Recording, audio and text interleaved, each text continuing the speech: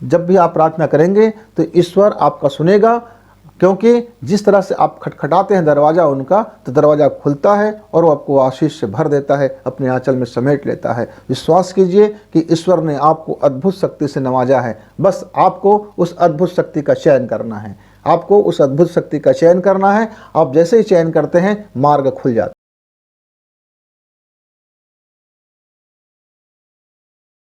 मित्रों, आप सुख, समृद्धि, शांति, आनंद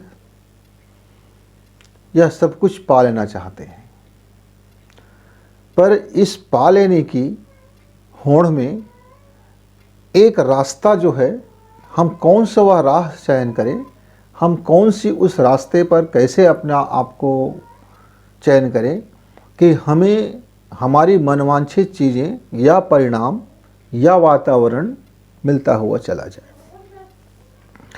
मित्रों, आपके अंदर में अद्भुत और अद्वितीय शक्तियाँ छिपी पड़ी है।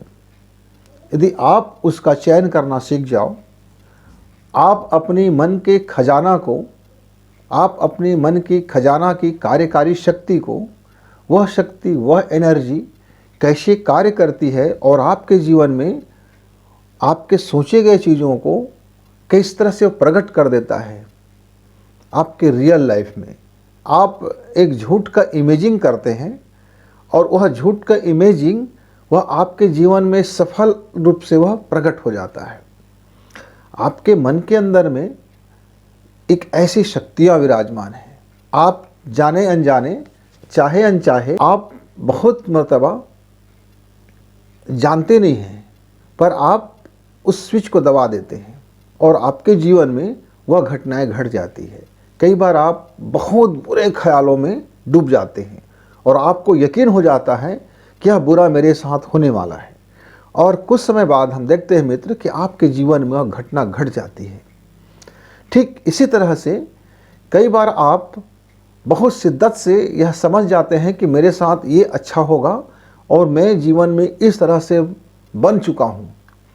आप उस भावना को, उस विश्वास को इतनी प्रगाढ़ता से जीते हैं कि वह कुछ समय पश्चात एक वातावरण बनता है और आपके जीवन में वह रियल में आ ही जाता है। ये होता कैसे है? यह क्या चुनाव है? आप कुछ ऐसा समझ लीजिए मित्र, आप एक कमरे में रहते हैं, उस कमरे में दिव्य और अद्भुत शक्तियों का खजाना भरा पड़ा है। वो सबका अपना अपना एक स्विच है। आप उस स्विच को कभी कभी जाने या अनजाने में दबा देते हैं तो जल उठता है। जैसे एक बल्ब का स्विच एक बोर्ड में है और आप उस बोर्ड में बहुत सारे, ढेर सारे स्विच हैं, हजारों स्विच हैं, और आपको एक खास किस्म के बल्ब को जलाना है, तो आपको यह जानना पड़ेगा कि इस स्विच में से कौन सा एक ऐसा स्विच है जिसको मैं दबाऊं तो वह मेरा खास किस्म का बल्ब जल उठेगा और आपका वह कमरा उस बल्ब के रोशनी से नहा उठेगा। आपने गलत दबा दिया तो गलत रोशनी आएगा। ठीक ऐसे ही हमारे मस्तिष्क के दो हिस्से हैं। एक हिस्सा जो कार्यकारी मन है, एक हिस्सा परिणामी मन है। एक हिस्सा वह है जो परिणाम को पहले अपने भीतर में डायग्राम कर लेता है और वह कार्यकारी मन को आदेश कर देता है कि देखो ये आपको करना है, और आपके जीवन में वह घटनाएं फलित हो जाती है। कल्पना कीजिए कि आप किसी ऐसे रोग से ग्रसित हैं जिसकी दवा करते करते आपका उम्र बीत गया, पर आपका रोग जा नहीं रहा है। तब पुराने ज़माने में क्या होता था, लोग ऋषि मनुष्यों के पास, संतों के पास, फकीरों के पास जाते थे और जा करके आशीर्वाद लिया करते थे। आशीर्वाद लिया करते थे तो जाने से पहले उनके मन में एक स्पष्ट अवधारणा होता था कि इस ऋषि के पास मैं जाऊंगा या इस मनुष्य के पास जाऊंगा या इस संत के पास जाऊंगा तो उनकी प्रार्थना से मेरी यह रोग जाता रहेगा, मेरा जीवन की कायाकल्प हो जाएगा। तो पहला उनका अटूट विश्वास होता था, और जा कर के जब वो उससे प्रार्थना करते थे तो वह अपने अवचेतन अवधारणा से, वह संत ऋषि जो भी होते थे, अपने अवचेतन अवधारणा से एक टेलीपैथी करके आपके जीवन से वह दुख, दरिद्रता, शोक, रोग जो भी है उसको मिटा दिया करते थे। कुछ वक्त लगता था लेकिन वो हो जाता था, क्योंकि उनके द्वारा बताए गए विधियों का आप पालन करते थे। तो यह जो मस्तिष्क का है, यह जो वैज्ञानिक प्रार्थना जो हमने बात कही है, यह प्रार्थना का वैज्ञानिक स्वरूप। प्रार्थना दो तरह के होते हैं, एक एडहाक होता है, काम चलाऊ होता है, तत्कालिक होता है, भिखमंगे की शैली से होता है, मांगते हैं, डिमांड है, डिमांड के अलावा कुछ नहीं होता, शिकायत है, डिमांड है, शिकायत है, डिमांड है, शिकायत है, डिमांड है।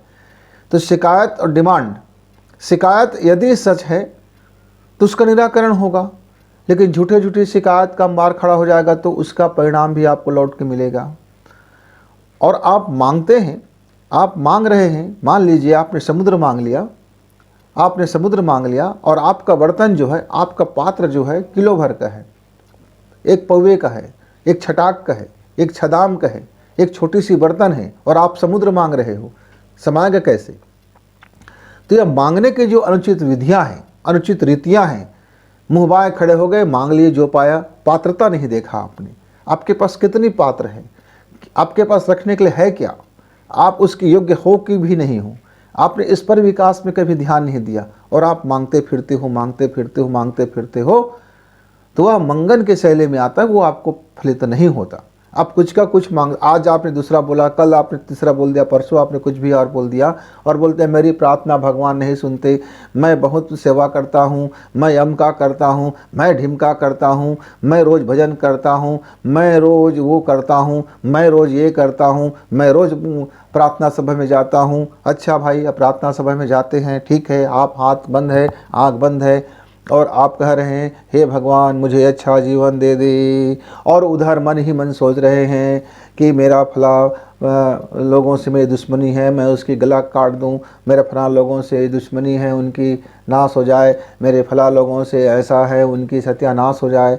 भाई साहब, आप बाहर से बोल रहे हो कि मेरे लाइफ अच्छा हो जाए, चंगा हो जाए, शानदार हो जाए, और अंदर ही अंदर आप अपने लाइफ की सारी गड़मट का परिकल्पना में लगे हुए हो। तो ये प्रार्थना नहीं है, ये धोखा है, ये फ्रॉड है। आप अपने साथ धोखा करते हो, दुनिया को ये दिखाते हो कि मैं अमुक प्रार्थना कर रहा हूँ, तमुक प्रार्थना कर रहा हूँ, तो आपको वैसे जीवन मिल जाता है, अमुक प्रार्थना तमुक प्रार्थना वगैरह वगैरह, और फिर अरे गहरे जिंदगी जीते पड़े रहते हो। हमारे युवा मित्र इसी में भटक जाते हैं, हमारे युवा साथी इसी में भटक जाते हैं।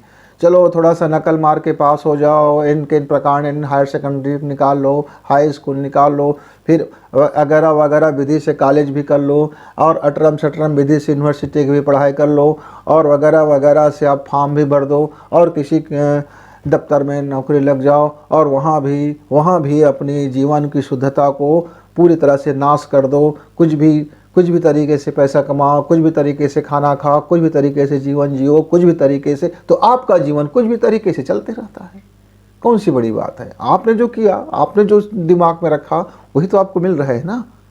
उसके अलावा आपको कुछ दूसरा नहीं मिल रहा है। एक तो प्रारब्ध कर्म का भोग है, और दूसरा आपका वर्तमान कर्म के द्वारा मांगे गए प्रार्थना का परिणाम है। तो प्रारब्ध कर्म को आप बदल नहीं सकते, उसकी तीव्रता को आप कम या ज़्यादा कर सकते हैं, पर वर्तमान कर्म की स्वरूप को आपके हाथ में है मित्र, वो आपके हाथ में है, और शुद्ध रूप से आपके ही हाथ में है कि आप अपने वर्तमान को और अपने भविष्य को आप किस तरह से सिस्टम में आप उसको डेवलप कर सकते हैं। उदाहरण के लिए मैं आपको बता दूं, ये जिस तरह से एक भौतिक नियम होता है कि 100 डिग्री के बाद ही पानी उबलेगा, और 0 डिग्री -0 में आ जाने के बाद ही पानी बर्फ में बदलेगा। पानी की 3 अवस्था भौतिक नियम में, कि वह बर्फ कब बनेगा? जब वो माइनस से नीचे होता चला जाएगा। अच्छा, पानी कब बनेगा? जब वह -0 से लेकर के 100 के बीच में रह जाए। अच्छा, और यह भाप कब बनेगा? जब 100 से ऊपर चला जाए। अच्छा, वह भाप का जो सूक्ष्म स्वरूप है, वह जो गैसीय अवस्था है, वो अपने अणुओं में कब टूटेगा? जब वो 1000 डिग्री के ऊपर चला जाए। अच्छा, एक अणु कब टूटेगा? जब वो 1,00,000 डिग्री के ऊपर चला जाए। गर्मी का प्रसारण और ठंड में सिकुड़ना, गर्म में टूटना और ठंड में सिकुड़ना, जैसे भौतिक पदार्थ का नियम है, ऐसे ही हमारे मन के द्वारा किए गए अवचेतन प्रार्थना, यानी अवचेतन मन के द्वारा किए गए वैज्ञानिक प्रार्थना का असर होता है। आप यदि उस वैज्ञानिक प्रार्थना को एक बार भली भांति समझ जाइए, तो फिर आपका जीवन में आप जो चाहें बदलाव ला सकते हैं। यह एक विश्वास के नियम पर काम करता है। आपके अंदर में यदि आस्था है और विश्वास है तो निश्चित तौर से आप उसको पालोगे, जिसको आप चाहोगे। जिसको आप चाहोगे उसको आप पालोगे। बस विश्वास हो, आस्था हो और उस दिशा में आपका कर्म का कदम बढ़ चले। इस इंतजार में बैठे मत रहना कि मैंने एक प्रार्थना कर लिया, अब मुझे कुछ करने की ज़रूरत नहीं है। नहीं मित्र, आपके सामने में खाना का थाली आ सकता है, पर उस थाली के खाना को आपको ही अपने हाथ बढ़ा करके भोजन ग्रहण करना पड़ेगा। आपको अपने ही मुख से, अपने ही जिह्वा से, अपने ही दांत से चबाना पड़ेगा और आपको अपने ही पेट से पचाना पड़ेगा। उस पाचक रस से आपके अंगों और शरीरों में जाएंगे तो उस भोज्य पदार्थ का जो भी रस रसायन है आपके शरीर को लाभ देगा। तो आपको मेहनत तो करना पड़ेगा, श्रम तो करना पड़ेगा, कार्य तो करना पड़ेगा, पर कार्य उस दिशा में फलित होगा। जैसे बहुत लोग बोलते हैं, क्या बताऊं भाई, मैं ज़िंदगी में बहुत काम किया लेकिन हर बार असफल हो गया। हाँ मित्र, असफल हो गए क्योंकि आप असावधानी पूर्वक कार्य करते रहे। मैं बड़ा परेशान हूँ। हाँ भाई, परेशानी सबको आती है, पर आप परेशान हैं, ठीक है, आप परेशानी का हल निकालिए। परेशान हूँ कहने से आपका समाधान नहीं होगा। तो ये वैज्ञानिक प्रार्थना हम कुछ इस तरह से कर सकते हैं।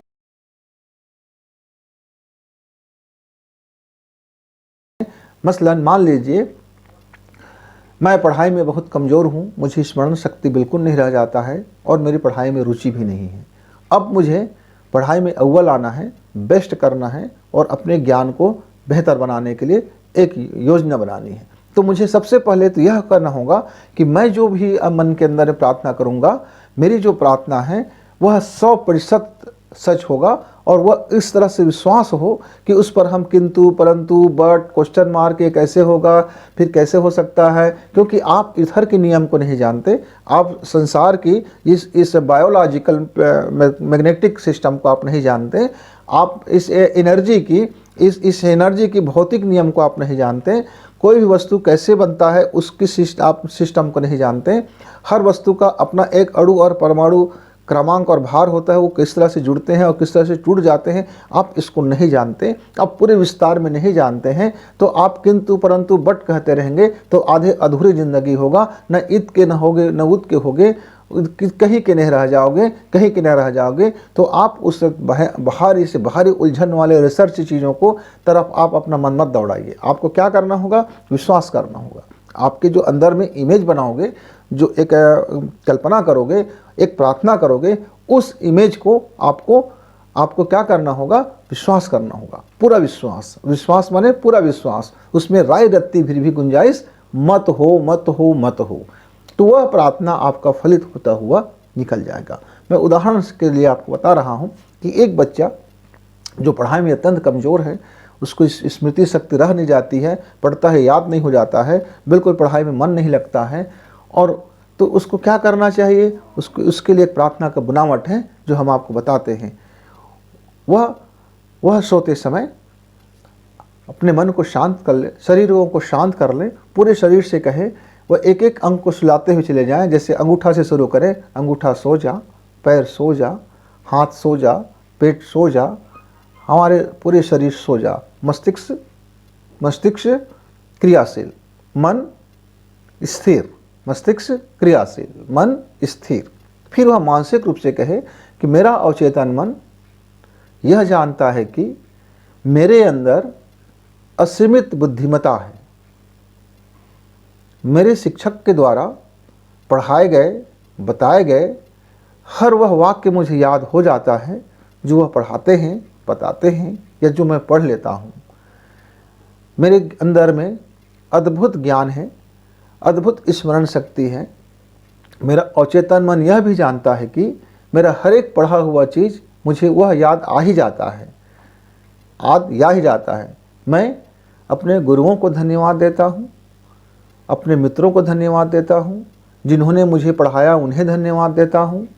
मैं अपने माता पिता को भी धन्यवाद देता हूँ, मैं अपने सखाओं को भी धन्यवाद देता हूँ, और जो बड़े बड़े ज्ञानी हैं, जिसके पास अद्भुत शक्तियाँ हैं, मैं उनकी बड़ी शानदार इज्जत करता हूँ। मुझे बड़े आकर्षित लगते हैं, वे लोग मुझे बड़े प्रिय लगते हैं और मैं उन सबको धन्यवाद देता हूँ। और मेरा अवचेतन मन यह भी जानता है कि जो भी मेरे सत्कर्म होंगे मैं इस संसार में वह 1000 गुना बन के लौट के आ रहा है। आहा, अद्भुत! मेरे अंदर ज्ञान की अद्भुत प्रकाश है। ईश्वर को धन्यवाद, खुद को धन्यवाद। मैं इस संसार में इसे भला के लिए काम करूँगा, अपने ज्ञान का सदुपयोग करूँगा। मेरा ज्ञान इस दुनिया में खुशबू फैलाएंगे, मेरा ज्ञान इस दुनिया में नए आविष्कारों को जन्म देंगे, मेरा ज्ञान इस दुनिया को बेहतर बनाएंगे। बेहतरी के लिए मैं ईश्वर को धन्यवाद धन्यवाद। ऐसा कहते कहते मित्र आप सो जाइए, कल्पना करते रहिए। यह जो वाक्य है, इस वाक्य को आप याद कर लीजिए और कल्पना करते रहिए। कल्पना रोज को रोज करें, फिर सुबह उठ करके इसी चीज़ को फिर दोहरा ले। जब आपको दिन में कभी मौका मिल जाए, 10 मिनट का खाली समय हो, तो आप कुर्सी में बैठ जाओ और आप आंख बंद करके इसे फिर एक बार इमेजिन कर लो। लेकिन 2 बार निश्चित तौर से है। एक सो करके उठते समय बिल्कुल बिस्तर में रहो तभी, और एक सोने के समय। ये 2 समय आप इस तरह से यदि अवधारणा कर लेते हैं, वैज्ञानिक प्रार्थना कर लेते हैं मेरे मित्र, तो आपकी जो कमजोरी है, आपको जो पढ़ाई से डर लगता है, आपके पास जो याद नहीं होता है, आपके पास तमाम चीज़ें नहीं होती हैं, आप देखना कि 4 माह 6 माह कुछ समय के बाद आपके अंदर में वह सारी खूबियाँ प्रारंभ हो गया है जिसको आप चाह रहे थे। लेकिन आपको रोज़ का रोज़ अपना पढ़ाई का काम करना पड़ेगा, पुस्तक को खोलना पड़ेगा, क्लासरूम में बैठना पड़ेगा, शिक्षकों की इज्जत करना पड़ेगा, दोस्तों की तारीफ़ करना पड़ेगा, अपने माता पिता की सम्मान करना पड़ेगा। आप केवल इमेज से ही नहीं कर रहे हैं, आपके भौतिक जीवन में भी वह परिलक्षित होनी चाहिए, थोड़ी थोड़ी दिखनी चाहिए। तो आप निश्चित तौर से आप इस वैज्ञानिक प्रार्थना से आपका जीवन बदल जाएगा, आपका जीवन सफल हो जाएगा, आप सार्थक हो जाओगे। और मेरे युवा मित्र, आप अपने शिखर को प्राप्त कर सकते हो। यह प्रार्थना आप अपने पुराने से पुराने रोग के लिए भी कर सकते हैं, आप अपने मानसिक रोग के लिए भी कर सकते हैं, आप अपने शारीरिक रोग के लिए भी कर सकते हैं, आप अपने व्यापार में समृद्धि के लिए भी कर सकते हैं, आप अपने जीवन साथी आपके अनुसार जीवन साथी मिलने के लिए भी कर सकते हैं, आपके व्यापार व्यवसाय में बढ़ोतरी के लिए भी कर सकते हैं, आपके जीवन में प्रभु का कृपा बरसे इसके लिए भी कर सकते हैं, आपके जीवन में आर्थिक समृद्धि हो इसके लिए भी कर सकते हैं, आपके लोग आपसे बहुत प्रेम करें इसके लिए भी कर सकते हैं। यानी आपका कर्म का जो डायग्राम है सुकर्मक हो, किसी की बदले की भावना हो, किसी को शत्रु का विनाश करने वाली इमेजिंग नहीं हो, किसी के आप बुरा चाहने वाला यह प्रार्थना नहीं हो। बस आपकी प्रार्थना आपकी बेहतरी और आपके जीवन के जुड़े हुए लोगों की बेहतरी से होनी चाहिए।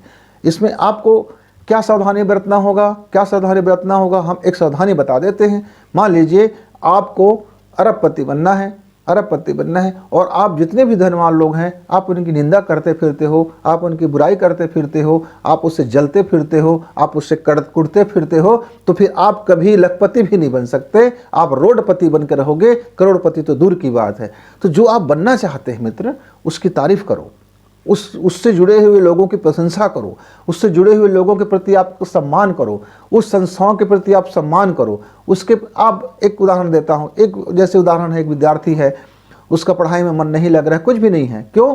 क्योंकि वह अपने उस संस्था के प्रति उसको सम्मान नहीं है, अपने गुरुओं के प्रति उनका सम्मान नहीं है, अपने बड़े बुजुर्गों के प्रति सम्मान नहीं है, अपने सहपाठियों के लिए सम्मान नहीं है, अपने माता पिता के लिए सम्मान नहीं है, उसको किसी के प्रति सम्मान नहीं है, तो वह आशीष कैसे बरसेगा, वह प्रार्थना कैसे फलीभूत होगा, वह जीवन में कैसे अवतरण होगा? तो आप 2 धारी जीवन नहीं जिएंगे, 1 साइडेड जीवन आप जिएंगे, आपकी प्रार्थना फलीभूत होगा। तो वैज्ञानिक प्रार्थना का जो आपको हमने एक उदाहरण बताया मित्र, आप इस तरह से आप अपने लिए एक सुंदर से आप प्रार्थना बना सकते हैं। एक दूसरा उदाहरण बताता हूँ। मेरे जीवन में मान लीजिए बहुत संकट है, मैं दुखों का से बहुत परेशान हूँ, मेरे चारों तरफ दुख ही दुख है, तो और मुझको इस परिस्थिति से उबरना है, तो मैं कौन सी अवधारणा बना सकता हूँ, कौन सी वैज्ञानिक प्रार्थना कर सकता हूँ, कैसे वैज्ञानिक प्रार्थना कर सकता हूँ? तो उसके नमूना इस तरह से हो सकता है कि मेरा प्रभु मुझे आशीष बरसाते हैं, मेरा प्रभु का संरक्षण है, मेरा अवचेतन मन जानता है कि मेरे चारों तरफ खुशियाँ हैं, लोग आनंदित हैं, लोग प्रसन्न हैं, हमारे चारों तरफ सफलताएं हैं, समृद्धियां हैं और हमारा जीवन और हंसी खुशी से बीत रहा है। मैं जिन भी लोगों का मेरे जीवन को समृद्धि दिया, शांति दिया, सुख दिया, खुशी दी, मैं उनको धन्यवाद देता हूँ। मैं अपने प्रभु को भी धन्यवाद देता हूँ। मैं अपने उन सभी परिजनों को धन्यवाद देता हूँ जो मुझसे जुड़े हुए रहते हैं। मैं उन सब आत्मनीय परिजनों को भी धन्यवाद देता हूँ जो मेरे इस जीवन में खुशियाँ देते हैं। मैं अपने आत्मा को धन्यवाद देता हूँ और खुद को भी धन्यवाद देता हूँ कि इस जीवन को सुंदर से हम बिता रहे हैं। धन्यवाद, धन्यवाद, धन्यवाद। यदि यह वैज्ञानिक प्रार्थना आप 2 वक्त 3 वक्त कर लेते हैं, सुबह का वक्त है, शाम का वक्त है और दोपहर का वक्त है। जब मैं शाम का वक्त कहूँ इसका मतलब है सोते समय, और जब मैं सुबह का वक्त कहूँ तो आप समझिए कि वो बिल्कुल सो उठ करके है, और जब मैं दोपहर का वक्त कहूँ तो जब भी आपके पास खाली समय मिल जाता है। आप इस वैज्ञानिक प्रार्थना को एक एकांत स्थान पर बैठ कर लीजिए, जहाँ शांत मन से कर लीजिए, बिल्कुल शरीर आपका स्थिर हो, आपका मन स्थिर कर लीजिए और विश्वास कीजिए, यकीन कीजिए उस पर किंतु परंतु बट का कोई क्वेश्चन मार्क ना हो। आपके जीवन में बदलाव होगा और आपका दुख पीड़ाएं जाती रहेगी, कोई ना कोई मार्ग बनता रहेगा और कोई ना कोई आपके हेल्प के लिए आते रहेंगे और वह मददगार आप करके वह आपकी सारी परेशानियों का हल निकालते हुए चला जाएगा और आप उस दिशा में काम करते रहिए मित्र। जब भी आप प्रार्थना करेंगे तो ईश्वर आपका सुनेगा, क्योंकि जिस तरह से आप खटखटाते हैं दरवाज़ा उनका, तो दरवाज़ा खुलता है और वो आपको आशीष से भर देता है, अपने आंचल में समेट लेता है। विश्वास कीजिए कि ईश्वर ने आपको अद्भुत शक्ति से नवाजा है। बस आपको उस अद्भुत शक्ति का चयन करना है। आपको उस अद्भुत शक्ति का चयन करना है। आप जैसे ही चयन करते हैं मार्ग खुल जाता है, मार्ग खुल जाता है। मित्रों, आपको हमारा यह वीडियो यदि पसंद आता है तो सब्सक्राइब कीजिए और अपने 2-4 दोस्तों को शेयर कीजिए, ताकि उनके भी जीवन में खुशियाँ आए, सुख आए, समृद्धि आए और संतोष आए और आनंद आए।